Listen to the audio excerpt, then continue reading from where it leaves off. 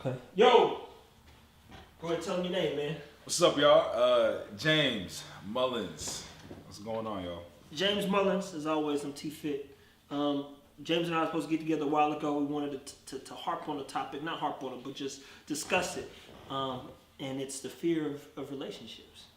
It's the fear of being in one, getting in one, dealing with one, the stress of one, all that stuff. So I'm gonna let him start because he's another one of those good guys that I met that has a clear perspective, and he's willing to. He goes all in. he goes all in with whatever is going on. And again, go ahead, man. Tell him why you're afraid of getting involved in a relationship. Well, from my standpoint, I was in a relationship for about 4 or 5 years in the past, and everything was great. Well, I thought everything was great because I was sitting there trying my hardest to, make somebody else happy, making sure she's good, making sure everything was okay. Pretty much busting my ass trying to make sure that everything's gonna go the way she needed it to go. And at the end of the 4 or 5 years, I made her my everything, and then when it didn't work out and she left, then boom, you left with nothing, and then you kind of forget who you are. You don't have a sense of who you are because the one mistake I made, I would say, is trying to make somebody your everything, and when that person is your everything and they leave, then what you stuck with? Nothing. So with that being said, it will be hard for me to move on to get in another relationship because you're sitting there thinking that this person that you love oh so much would never hurt you, but yet you never know, they could, and that's a large risk, and I think that's a big risk a lot of people don't want to take. So, I mean, what made you think that she loved you so much? The way I was just happy with her, the way she made me feel in the beginning. Hold on, talk about that beginning. Yeah. Because at the beginning, there we go. See, yeah, so you was in love at the beginning. It was Gucci Gang, right, straight up, and all then the way. and then later on, it wasn't so much. It wasn't so much, nah. But where I kind of, what a lot of people kind of fall short on is they know, like, they see the kind of what we talked about earlier. They kind of see the clear signs of, this isn't right, but you just don't see yourself nobody else but that one person, and so you kind of just brush off the side, like, it's gonna change, it's fine, as long as she's happy, we're gonna make it work, and then it's pretty stupid. It was pretty dumb. Let me tell you that, but hey, it's life as well, though. So in hoping things were good for the time being, clearly you compromise your happiness trying to make somebody happy who's clearly not happy or never going to truly be happy. And the worst part about that lack of happiness or all that, let me do what I can to make her happy, you lost your sense of peace, which clearly ain't going to make you happy. Exactly. Exactly. But the thing is, you don't have to realize it. One thing I will say, that love will make you do some stupid things, most definitely. But you gotta love yourself first before you even step in that whole little game. You gotta love yourself first. And did you learn to love yourself after that bad relationship? Oh, most definitely. Okay. Okay. Most definitely. So when you're talking about self-love, since we own it for a second, go ahead. What did you learn to love about yourself in finding or learning or just loving yourself? I learned that it's okay to be alone. A lot of people feel like they gotta have somebody, they gotta be around somebody, they gotta do this. No, like, I was kind of like that too. I was like, nah, I need to have somebody, to care for, so I can care for them. But when that happened, I went through like a period of time where I realized I just need to be by myself, and I need to discover who I really am and what makes me happy and what makes me mad, what I don't like. And man, once I did that, like, I started realizing all kind of things that I never knew about myself. And that's Like such as I actually like just different type of music. I can rock with jazz music. I can like classical music, like stuff like that. I would never have done if I wasn't by myself. Things that I love about myself is I love the gym now. Like, most definitely. I love taking care of my body. I wasn't doing that as much when I was in a relationship. And it's just small things like that. I was going to the movies by myself. I was going to the restaurants by myself. And everybody's asking like, hey, why are you by yourself? Like, you okay? I'm like, I'm great. It's like, oh, I'm good. I got some fucking peace. Exactly. It's peaceful. It's all peace in this motherfucker, man. But it's good though. Like it's okay to be alone. Like it really is. So what's the most, if we had to be clear about the real fear, what's the most frightening part of getting involved with or being in a relationship? Man, I would say, like, if I were to look back and I wish I would have some advice that someone gave me, is even if you fall in love with somebody, that does not mean you're going to end up with that person. And now with that, with me knowing that now, it's going to be hard for me, because whenever I love super hard. So it's going to be hard for me to, move on into a relationship and give my 100% to everybody and still know that it's a possibility that, they might just leave, like the last person. Then again, with that being said, I know I shouldn't, let my past dictate, my, future, but at the end of the day, we're still human. You still got to make sure that you're looking out for yourself. But it's a risk. It's a risk, like nobody wants to be burnt twice. So nobody wants to be burned at all. If you ever get touched by fire, that shit hurts. It is straight up. So someone burn your soul, your mind, and even you physically. That shit, it like he said, it hurts. It sucks. So the real fear, as he said, in getting in a relationship, is being disappointed. I think disappointment prevents a lot of people from doing many things, various things in life. It might not even be relationship oriented. You might be unwilling or afraid to take a risk due to, could be rejection or the fear of failure or so many other things. But I think relationships specifically, man, I made a statement a while ago, and I've always said it. And, you never know a person until they fuck you. And that could be physically, that could be mentally, emotionally for that matter. And if they ain't fucking you right, definitely that mind right, then they're going to fuck up your life. And then you become jaded, skeptic. You lose faith in yourself, and most importantly, in the idea that there is maybe somebody for you. So I'm not, we're on like the third or fourth, if not fifth episode now, and I always elicit that I have no interest in a relationship. I'm becoming more open to the idea of, not really, but oh, still, hold on. I can't even let it come out of my mouth. It was about to. It was so close. It was that close. I can't do it. But I want to be clear in saying this: the athletes, the people I raised, meeting guys like James and various others, I love a good home. I love a good family. I love seeing kids raised by great people, great parents, great individuals. I love seeing that idea of what is perceived love. I don't necessarily believe in it for myself, but if I was going to talk about my fears in relationship, it would just be that, very few people are ever going to want what I want out of life. So I've got 4 to 5 steps just from a communication standpoint that most people can't get past, and that's before anything you ever touch. And that I don't touch no girl for at least 30 days if they are so-called interested in me, because you have to take a close look at they good, they bad, they crazy, and their plan, strategy. So if I was going to speak to my fears, my fear would be someone having me and then being comfortable with where they are. At some point, I know where I'm going, and I know I want for nothing. Now, what I need is another story. Want for nothing means we can go wherever, do whatever, pay for anything. Need, so you need support. You need to sustain your faith. You need to practice your belief. You need somebody to care about you as a person on the root level. See, the world's a very noisy place. And the last place you ever want to come and still hear a lot of noises in your home. So some people, in my opinion,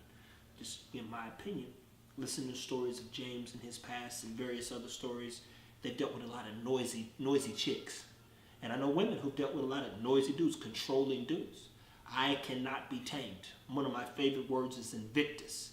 It means to be unconquered, invincible almost. And I'm not invincible. I am very much human, to be clear. but I cannot, will not have a correctional officer tell me what to do, where you at, that checking in shit. Like, I'll be considerate, but like, you need to be building your dream. I need to be building mine. As I said before, I don't want to be anybody's world, because that in itself is dangerous. So, fear of being broken. We all fear being hurt. We all fear the risk. And you know, how many times have you been in something and you actually felt like this was going to yield a reward so great that it was worth your life? Man, worth my life. Oh.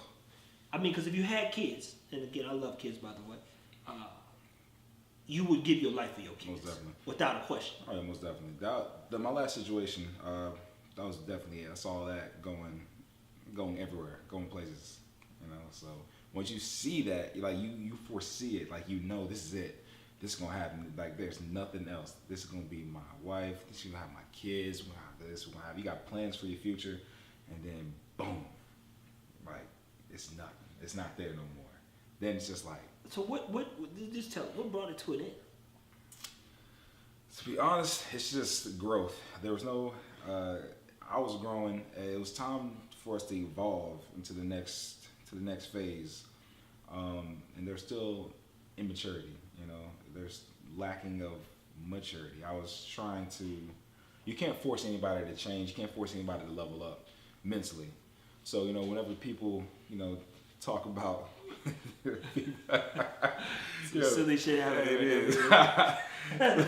So whenever people say like, okay, you're right. It's time for us to be on our next level. It's time for us to, achieve these goals. We're trying to get married. We need to act and walk like, a future married couple and this and that. Think like that, and you're with it, but yet, you're doing it by yourself. But you're sitting there trying to push this person to, be that great person that they can be. That's not really your job. At the end of the day, if somebody really wants to level up and mature and change, they're gonna do it. Greatness is to be managed, never ensued. Meaning, I shouldn't have to force you to be great. If anything, I should encourage you to keep being great and be an example of what greatness looks like. But Job said it. You don't want to micromanage anyone or greatness, for that matter. And I know that I couldn't micromanage someone's intentions, purpose, goals, and all the other stuff with so much on my own plate, and it's getting hard to eat, to be clear. so I can't take on no distractions, and nobody who does not desire the things that my heart desires. So speak to anything that you feel may be left out, unclear about the fear of being in a relationship. So why should people get in a relationship? What are some things they should be concerned with in getting in a relationship? Before you even think about getting in a relationship, just make sure that you are self-aware of you. Like, plain simple, make sure that you are 100% in love with yourself. Make sure that you're taken care of mentally, physically, and spiritually. If you don't have any of those, there's really no sense. There's no point of you even trying to bring somebody else along in your life when you're not even stable yourself. And that's not fair to you, and that's not fair to the other person either.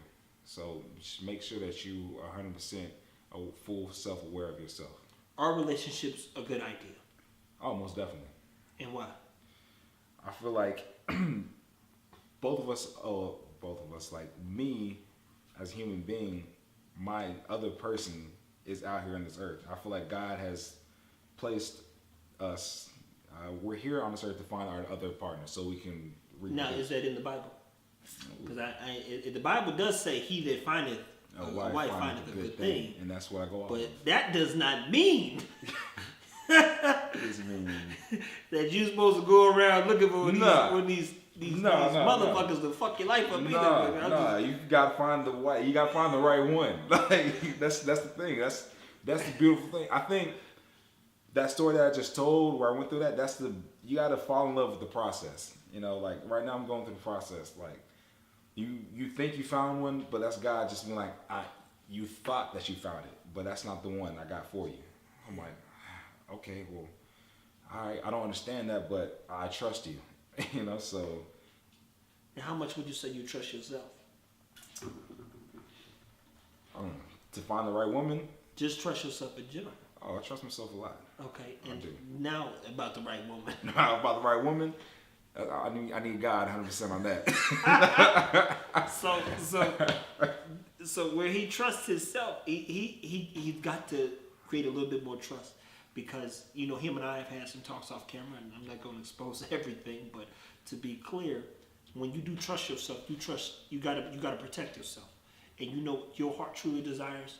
And from a communication standpoint, some other things, when there are red flags, risks, concerns, I trust to protect myself more than anything, and I trust to continue to make myself happy, and I trust that I'm gonna keep loving myself. So for him, as we've talked, that means then when something does occur, then you have to make adjustments. Now this is a nice guy.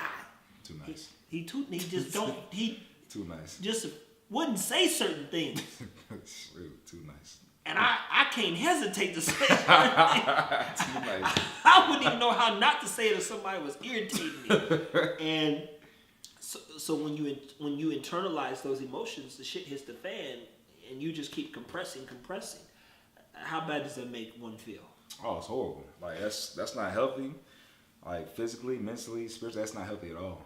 Like communication is key. It should be based on anything. So if you're going through whatever, if you got a problem, you need to make sure it's communicated right then.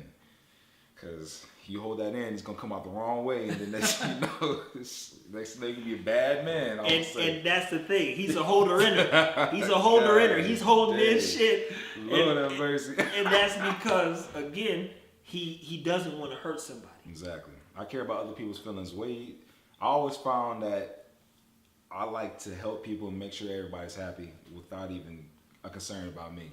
So which is stupid. So it's just stupid. So I've always found myself trying to kind of holding stuff in and sugarcoat stuff just to make sure that as long as she's happy, you know, like it's gonna be okay. It's gonna be okay. That's dumb as hell. Don't do that. Please don't. Man learned his lesson once. Well, he didn't learn it. He's still learning it. But it's baby steps. So then that goes back. One of the hardest things that most people do is to be honest with themselves. So where he has a sense of an understanding of love as he continues to grow, and even trust as that still needs to get a little bit more clear. Women a lot of times like a man, and a man's man is, you know, who's on a clear path to success with no distractions and is upfront and honest. You know, you want, even from a man needing a woman, you want somebody to exemplify the idea, and even more so exactly who you are in every way, shape, and form. You should never have to justify or speak for your better half. When we walked in the same room, you know why she's here. Is it? You know why we are here. That's the thing. Like, she should demand the same level of attention you do and bring what you bring to the table, and hopefully add some things to the table that you may lack. But when you come and start dealing with somebody who's already taking so much from you and giving very little, here come back that fear, like, ooh, I don't know if I'm ready for that shit. But those signs of immaturity are the very reasons why you must run. So, sum up fear of relationships in your words, and then I'll close it out. To sum everything up, fear of relationships. To find a wife is to find a good thing, most definitely. But with that being said, make sure, I can't stress this, make sure that you are 100% honest with yourself, 100% know exactly what you're looking for, and make sure that you 100% love yourself before you even venture out and try to bring anybody else into your life. That's important to me. Okay. So I've talked about expectations from a sexual standpoint and various other things. the fear, in getting a relationship is that someone may not meet your expectations, or even more importantly for me, I love to be challenged. I love to compete. I love winning, and most importantly, I love working. So, I'm afraid. Again, as I said, somebody don't want what I need out of life. Again, need. I've said this before. What you want, you can always have, but I want some water. I get done with the water, I throw it in the trash. Your wants, most of the time, are commodities. Your needs, you need food, shelter, water. And guess what? From a spiritual and eternal standpoint, you need love. You need affection. You need somebody to give a shit. Sometimes you need something to worry about a little bit. You need a dream. You need focus. You need purpose. You need faith. These needs are what are sustainable. So if I was going to, again, speak to my fear and be in a relationship, is that very few individuals speak to my consciousness. They don't speak to me in a way that wants me or encourages me to like get up and say, hey, what's up today? Good morning. So I wrote a poem because different individuals that hit me up, and I'll just be like, well, why don't you never reach out? Who are you? What do I need you for? You're talking about how I look, how I speak, and all this other stuff, but that doesn't incite me at all. It doesn't get me excited for that matter, or make me interested in you. So my challenge is when it comes to what I would, if I was to be afraid, which I'll be clear, I there is some fear there, because I hate mistakes. I hate fucking mistakes, period. I fuck, those things disgust me. And one of the videos of one of my kids who died that I basically helped raise and work with, first thing I said, what's the first thought that comes to mind when you think of T-Fit? He said 1,000. If you make a mistake, for especially them young men who I helped raise, I want you to pay with your life. I want blood. I'm literally trying to kill somebody if they make a mistake. That being said, I've led by example for a very long time and minimized the idea of mistakes because I analyze things to the T. So I'm not analyzing a chick's worth and all that other stuff. I'm okay accepting where you are with hopes that someone's interested in being better, but that takes a consistency, and the level of communication has to be there that doesn't incite fear. And most people that speak to me or are interested in me, I'm afraid of what they'll never be. And some of them, because they'll never be in a place where they can support someone like myself, will never be what I need. And I'm going to tell you right now, if I chose to get involved in a relationship, whatever chick I chose got to be stronger than me, and that's hard. That is very difficult to do because my views, how I speak, who I'm working to become, who I'm already perceived as, it's already above good, above great. So where do you have to go? Which means I need someone who's almost greater than me. Greater than me, just below God. and not to worship me or not to worship them, but to support me in a way that no one's ever been supported. Or no one even sees that support. I talk about this different times. Denzel's a good example. People could look at his wife and let's say she's not a 10. But the man's got faith. He's got love. He's got focus. He's got so many things that he needs to be who he is, that you'll need. Some people think you gotta have that 10. Looks are the first thing to go, people. I need some strength. I need someone strong in faith. I need someone who truly loves themselves, knows how to love. I need patience. I'm not the most patient, to be clear. I'm not selling you that I'm most of these things. I need someone who seeks to understand, who isn't just a consumer, a taker, a thief of energy. Someone who gives just as much as I'm willing to give. And I'd give you anything if I had it to give. And I've done that for many people, which is why so many people do respect me. And I love all the ones and thank everybody for watching and tuning in.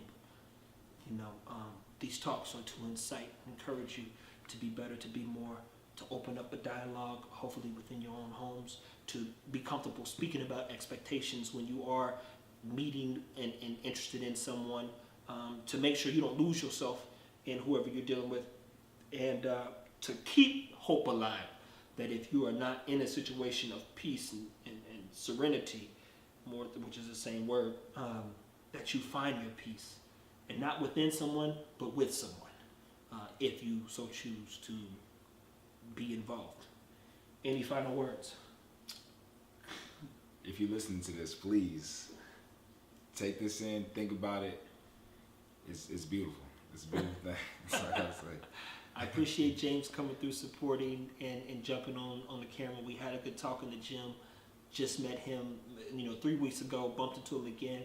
He's followed, saw some stuff. He says, "Man, that shit you be saying is real, bro." Straight up. Straight up. You follow me on Instagram or something. That shit you be saying is real, bro. I said, well, you have a lot of good things. People, don't be afraid to speak a truth, your truth, or the truth that you want to live by. And I appreciate him joining in. We're going to do a couple more talks, so you see some videos with different titles with him and I. Oh, yeah. But again, this one is the fear of relationships. The man's afraid of being screwed over again, and now because there's a sense of jade there, the process to getting to a healthy place where he's like, man, I want to give this person my all, is skewed. It's like, and then that fear is I'm afraid. And myself, I have unrealistic expectations, and I wouldn't press myself upon anyone because I know how hard I am to deal with. But at the same time, I can meet my own bar. What can you do? Stay tuned.